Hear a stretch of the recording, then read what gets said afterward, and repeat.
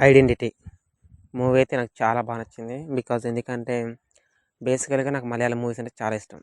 మలయాళంలో 'దుల్కర్ సల్మాన్' మూవీస్ అన్నా and 'Tovino Thomas' movies అంటే స్పెషల్‌గా ఇష్టం. ఎందుకంటే మేబీ అక్కడ స్టార్స్ అంటే వాళ్ళేనేమో.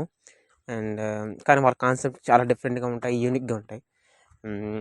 దెన్ నాకు అంతకుముందు 'టొవినో థామస్' తీసిన 'ఏఆర్ఎం' కూడా చాలా ఇష్టం. అండ్ ఈ మూవీ కూడా అలానే చూసా. అండ్ నాకైతే చాలా బాగా నచ్చింది. అండ్ ఎస్పెషల్లీ ఒక different kind of investigation thriller movie ఎలాగైతే ఉండాలో అలాగుంది. నాకైతే నచ్చింది. అండ్ ఐ హోప్ ఇది నా ఒపీనియన్ మీకు కూడా నచ్చుతుందని అనుకుంటున్నా. అండ్ ఇలాంటి మూవీస్ చూస్తే ఒక డిఫరెంట్ కైండ్ ఆఫ్ ఫీల్ వస్తుంది కదా. సో ఆ ఫీలింగ్ని ఎక్స్పీరియన్స్ చేశా. అలానే మీరు కూడా ఎక్స్పీరియన్స్ చేస్తారని అనుకుంటున్నా.